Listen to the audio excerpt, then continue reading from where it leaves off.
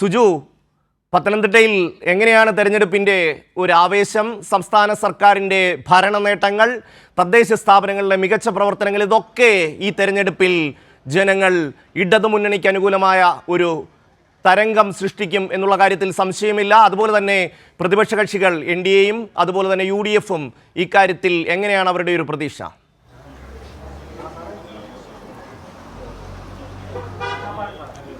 തീർച്ചയായിട്ടും അത്തരം കണക്കൂട്ടൽ തന്നെയാണ് എല്ലാ മുന്നണികളും. നമ്മളിപ്പോൾ ഉള്ളത് പത്തനംതിട്ട കുമ്പഴ ബൂത്തിലാണ്. 2 വാർഡുകളാണ് ഇവിടെ ഉള്ളത്. പത്തനംതിട്ട നഗരസഭയുടെ വാർഡ് നമ്പർ 4ഉം 5ഉം വാർഡുകളിലാണ്. ഇവിടെയാണ് ആരോഗ്യവകുപ്പ് മന്ത്രി വീണ ജോർജ് വോട്ട് ചെയ്യാൻ വേണ്ടി എത്തുന്നത്. ഇത്തരം ജനാധിപത്യത്തിൻ്റെ ഒരു സൗന്ദര്യം തന്നെയാണ് ഈ തെരഞ്ഞെടുപ്പിൽ ഇവിടെ കാണുന്നത്. കാരണം വലിയ ക്യൂ രാവിലെ തന്നെ ഒരു നിയമസഭാ തെരഞ്ഞെടുപ്പിനൊക്കെ ഉണ്ടാകുന്ന തരത്തിലുള്ള ക്യൂ തന്നെ ഇവിടെ ദൃശ്യമാകുന്നുണ്ട്. തീർച്ചയായിട്ടും അത് നല്ല ഒരു കാര്യം തന്നെയാണ്.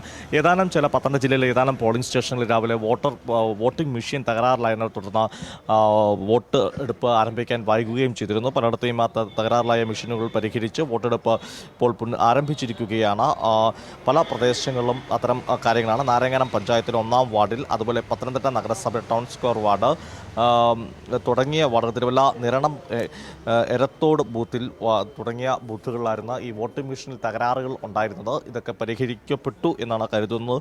എന്തായാലും ഇല്ലെങ്കിൽ പോലും അല്പസമയത്തിനുള്ളിൽ അതിനുള്ള സാങ്കേതിക പ്രശ്നങ്ങൾ പരിഹരിക്കുമെന്നാണ് തെരഞ്ഞെടുപ്പ് കമ്മീഷൻ്റെ വക്താക്കൾ അറിയിച്ചിരിക്കുന്നത്. എന്തായാലും ഷമി സൂചിപ്പിച്ച പോലെ തന്നെ ഈ തെരഞ്ഞെടുപ്പ് വെറും വാശിയുള്ള ഒരു തെരഞ്ഞെടുപ്പ് തന്നെയാണ്. തീർച്ചയായിട്ടും തദ്ദേശ സ്വയംഭരണ സ്ഥാപനങ്ങളുടെ ഭരണ നേട്ടവും അതിനോടൊപ്പം തന്നെ കഴിഞ്ഞ 9 വർഷത്തെ LDF സർക്കാരിൻ്റെ ഭരണ മികവും തന്നെയാണ് തെരഞ്ഞെടുപ്പിൽ LDF മുന്നോട്ട് വെച്ച വികസനം തന്നെയാണ് LDF മുന്നോട്ട് വെച്ച ആശയങ്ങൾ. എന്നാൽ UDF വിവാദങ്ങളിൽ കൊണ്ട് തെരഞ്ഞെടുപ്പിനെ നേരിടാൻ കരുതിയിരുന്നതാണ്. എന്നാൽ അതിനൊക്കെ തിരിച്ചടിയായത് UDFന് രാഹുൽ മാങ്കൂട്ടത്തിൻ്റെ ഒളിവ് ജീവിതവും ലൈംഗിക പീഡന ആരോപണവും അത്തരം സംഭവങ്ങൾ തന്നെയാണ്. അത് പത്തനംതിട്ട ജില്ലയെ സംബന്ധിച്ചോളം രാഹുലിൻ്റെ വീട് പത്തനംതിട്ട അടൂരിലാണ്. ജില്ലയിൽ രാഹുൽ അനുകൂലികൾക്ക് വാരിക്കൊരി സീറ്റ് കൊടുക്കുകയും കൈമെയ് മറന്ന് രാഹുലിനെ സഹായിക്കാനാണ്, ചേർത്ത് നിർത്താനാണ് DCCയും കോൺഗ്രസും ഒക്കെ ശ്രമിച്ചത്. പ്രത്യേകിച്ച് ഒരു ഭാഗം പാർട്ടിക്കുള്ളിലെ ആളുകളുടെ വലിയ എതിർപ്പ് മറികടന്നുകൊണ്ട് തന്നെയാണ് ഇത്തരം നടപടിയിലേക്ക് നീങ്ങിയത്. ഒടുവിൽ ഇലക്ഷൻ ആയപ്പോൾ, അല്ലെങ്കിൽ തെരഞ്ഞെടുപ്പിൻ്റെ അവസാന ഘട്ടമായപ്പോൾ രാഹുൽ ഒളിവിൽ പോകുകയും സ്ഥാനാർത്ഥികൾ പോലും ഒളിവിൽ പോകേണ്ട ചില സാഹചര്യം ഉണ്ടാകുമെന്ന് ആശങ്കപ്പെടുന്ന സാഹചര്യം വരെയുണ്ടായി. ഒളിവിൽ പോകേണ്ടത് വന്നില്ല. എന്നാൽ പോലും അത്തരം ഘട്ടങ്ങളിലേക്ക് കടന്ന് ഇതൊക്കെ തന്നെ കോൺഗ്രസിന് തിരിച്ചടിയാകുമെന്ന് വലിയ ഭയമുണ്ട്.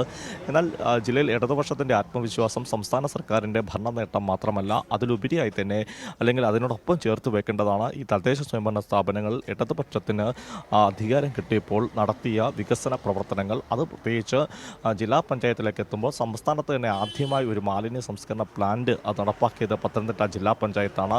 സംസ്ഥാനത്ത് തന്നെ ഒരു ജില്ലാ പഞ്ചായത്ത് തലത്തിൽ ഒരു റൈസ് മില്ല്, അതും പത്തനംതിട്ട ജില്ലാ പഞ്ചായത്താണ്. നഗരമധ്യത്തിലുള്ള, അല്ലെങ്കിൽ പത്തനംതിട്ട ജില്ലാ ആസ്ഥാനത്ത് സ്ഥിതി ചെയ്യുന്ന പത്തനംതിട്ട നഗരസഭ, ഈ നഗരസഭയിൽ എത്തുമ്പോൾ ടൗൺ സ്ക്വയർ ഉൾപ്പെടെ പത്തനംതിട്ട നഗരസഭ പ്രൈവറ്റ് ബസ് സ്റ്റാൻഡ് 20 കൊല്ലത്തോളം UDF ഭരിക്കുന്ന കാലഘട്ടത്തിൽ പണി പൂർത്തിയാക്കാൻ പറ്റില്ല എന്ന് പറഞ്ഞുകൊണ്ട് ഉപേക്ഷിച്ച നഗരസഭാ ബസ് സ്റ്റാൻഡ് സംസ്ഥാനത്ത് തന്നെ ഏറ്റവും മികച്ച ബസ് സ്റ്റാൻഡാക്കി മാറ്റി. ഏറ്റവും പ്രായം കുറഞ്ഞ പഞ്ചായത്ത് പ്രസിഡന്റ് എന്ന രേഷ്മ മറിയം റോയി അധികാരത്തിലെത്തിയ രേഷ്മ തുടർച്ചയായ 2 തവണ സ്വരാജ് ട്രോഫി നേടിക്കൊണ്ട് ഏറ്റവും മികച്ച ഗ്രാമപഞ്ചായത്ത് പ്രസിഡന്റ് സംസ്ഥാനത്ത് തന്നെ ഒരാളായി മാറുകയും ചെയ്തു.